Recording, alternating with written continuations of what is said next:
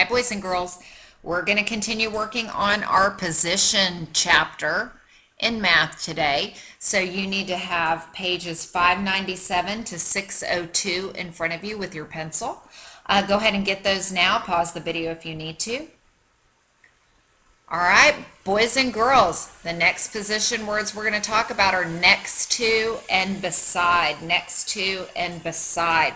Remember, again, just to review, a position word tells us where something is, So today we're going to move on to next to and beside. Remember, we're going through this kind of quickly. We've been talking about these words kind of all year long. We've done some in social studies and science. Now we're just putting pen to paper and doing them in our math workbooks. So if you look at this first page here, you've got a picture of probably what looks like someplace in Africa, And you know that because you've got a watering hole here and you've got animals that you wouldn't normally see just outside in a park area with trees. So we're going to talk about next to or beside. So if you remember, boys and girls, the first we've done over and under, or you might call it above and below. So if you look here, and if you look, the sun, boys and girls, is above the elephant. The sun is above or over the elephant. This bird is over the elephant or over the watering hole. Okay? Then if you look, you've got like this, I would think it's a meerkat right here. He is under or below the tree, So that's a quick review on over, under, above, below. Then we talked of in front of and behind, So if you look carefully, if this is the watering hole here, this rhinoceros is in front of the watering hole. This rock is in front of the watering hole. Okay? You could say then that this elephant is behind the watering hole. This plant is behind this elephant. This plant is behind the tree. Okay, so now we're going to talk about next to and beside. So I'm going to show you using my pen. So I have this Sharpie marker here, and then I have just a regular ballpoint pen here. So I have laid these next to each other. They're next to each other. They're beside each other. I can put it here. They're still beside each other. Okay, standing them up, if I have the marker here, now my pen is in front of, behind, but we've got next to or beside, So if you look at this picture, okay, there is an animal that is next to the tree. What animal is next to the tree? I'm going to say that this meerkat is right next to the tree. So I'm going to go ahead and circle that meerkat. Here's the tree. He is next to that tree. Now, I want you to find the rock. This is a big rock, boys and girls, and I want you to put an X on the animal that is beside the rock. Which animal is beside the rock? That's right, it's that rhinoceros, and we're going to put an X on that rhinoceros right there. Now, boys and girls, this is going to be hard, and I already know what you're all going to say. I can't draw one of those, but you can, and we'll draw it together. We're going to draw a frog next to the small elephant. We're going to draw a frog next to the small elephant. So we're going to find the small elephant. I'm going to put it on this side because I feel like I have more room. So what I want you to do is I want you to draw an oval laying over on its side like that. Then we're going to do two eyes like that. And then we're going to draw a smile like that. Just a real simple little frog face. And you guys told me you couldn't do that, sillies.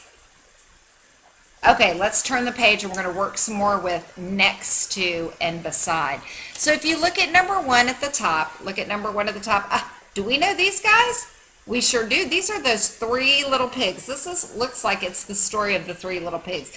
And if you remember, one little pig built their house of straw, one built their house of sticks, and one built their house of bricks.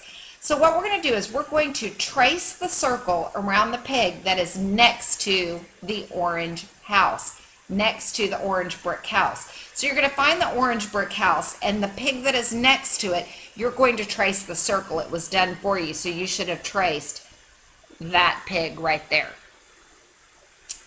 Now, I want you to trace the X that is on the house next to the pig with the yellow shirt. So what you need to do first, boys and girls, is find the pig that has the yellow shirt and then put an X on the house next to it. Here we go. It's that first little piggy who made his house of straw. Good job. Now, if you look at the picture of number 2, now we really see the story of the 3 little pigs playing out. So if you remember, the first little piggy built his house of straw, and along came the big bad wolf. And the big bad wolf told him, I'm going to huff and puff and blow your house down. And oh, boys and girls, he blew that house down, and the little piggy had to run to his brother's house. So they both ran to the house of sticks. So now there's 2 piggies in the house of sticks, and along comes that big bad wolf, and he says, let me in, little pigs, or I'm going to huff and puff and blow your house down. And guess what? He blew down the house of the second little piggy. So now you've got the 3 little pigs in the brick house. You've got 3 little pigs in the brick house. I want you to put an X on the animal that is next to the brick house. Put an animal on the X on the animal that is next to the brick house. Good job. The next thing that I want you to do is I want you to find the little pig with the red shirt. I want you to find the little pig with the red shirt, and I want you to draw a box around the pig that is next to that one. Good job, boys and girls. Now, I want you to go over to the tree, and I want you to find the bluebird. There is a bluebird in that tree, and I want you to circle the animal that is next to the bluebird. Next to the bluebird. Good job, boys and girls. You're going to need your drawing skills for the last piece of this, because I want you to draw a simple flower beside the caterpillar. So I want you to find the little caterpillar crawling on the ground, and I want you to draw a flower beside the caterpillar. Pause the video if you need more time, but seriously, don't take a lot of time drawing that flower, and we'll just keep going. Okay, boys and girls, now you're going to do some work on your own, and this is another nursery rhyme story, fairy tale story, called Goldilocks and the 3 Bears. So if you remember the story of Goldilocks, there were 3 bears that lived in a house in the woods. There was the mama bear, the papa bear, and the little teeny tiny baby bear. And they were going to eat breakfast one morning. They were going to eat porridge, which is like oatmeal. Well, the oatmeal was too hot, so they decided to go for a walk until their oatmeal cooled down, their porridge cooled. Well, along comes a little blonde girl named Goldilocks, who just caused all kinds of trouble in the bear's house. She ate the little bear's cereal. She broke his chair. She fell asleep in his bed. So we're going to use that story to finish this page right here. So what I want you to do is I want you to look at picture number 3. Picture number 3, which is the bear's porridge up here in the corner. I want you to draw an X on the spoon that is next to the orange bowl.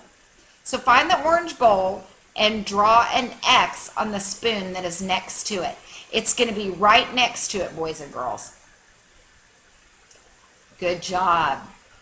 Next, I want you to look at the 3 bears' chairs in picture number 4, in box number 4, right here.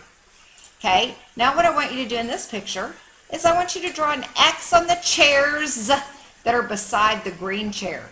Listen to your clue. Chairs. There is an S at the end of that word, boys and girls, which tells us we're going to be doing more than one. So you're going to be drawing an X on the chairs that are beside the green chair. Okay, boys and girls, in number 5, the picture of the beds. You've got a picture of the beds. I want you to draw an X on the bed that is next to the bed with the flower blanket. Ooh, that's kind of tricky. Let's do that slowly. First, find the bed that has the flowered blanket. Next, I want you to put an X on the bed that is right next to that one. Good job. Okay, the next one, this picture with all the little feet, you get to do with your moms and dads. I want you to draw 3 different colored flowers in a row. I want you to do a red flower, a blue flower, and a green flower. And then I want you to ask your parents to tell you which flowers are next to or beside one of the flowers that you drew. Oh, good job, boys and girls. Okay, now, if you look at number seven, okay, this is problem solving. So you guys are going to have to listen carefully, and you are going to need your crayons for this. You're going to need some crayons for this. You are going to need a pink one, an orange one, and a blue one, and then any color. And I would just grab out a handful of other crayons, but go ahead and pause the video. You need a pink one, an orange one, and a blue one for sure. Okay, now here's what you're going to do on this picture, and I want you to do this on your own, and then you can check it with mom and dad or an older sister or brother, or maybe even a grandma or grandpa. Okay, I want you to point to the part of the caterpillar's body that is next to the color pink. I want you to color that one orange. So find the pink segment of the caterpillar's body and color the one right next to it orange. Great job. Remember, pause the video anytime if I'm going too fast. Don't worry about coloring neatly in the lines. Just scribble some color on there, boys and girls. Excellent. Okay, now I want you to point to the part of the caterpillar's body that is next to its head. Find his head, and there's a segment, a circle part that's right next to it, and I want you to color that one blue. Remember, again, you don't have to worry about coloring it in perfectly. This is the one time Miss Brockman's going to say just scribble on over. Okay, now what you can do is the other parts of your caterpillar, color them any color. And then tell your mom, dad, brother, cousin, aunt, uncle, grandparent which colors you chose, and then let them pick the colors that are beside those. It's just a little fun extra practice for that, boys and girls. Okay, if you look, the last 2 pages are going to be homework that I want you to do together with mom and dad. Mom and dad should be able to read the instructions at the bottom and complete those 2 pages. Turn all of this into mom and dad for a big smiley face. Boys and girls, we have only one more day of math and you are done for this week. Great job, kids.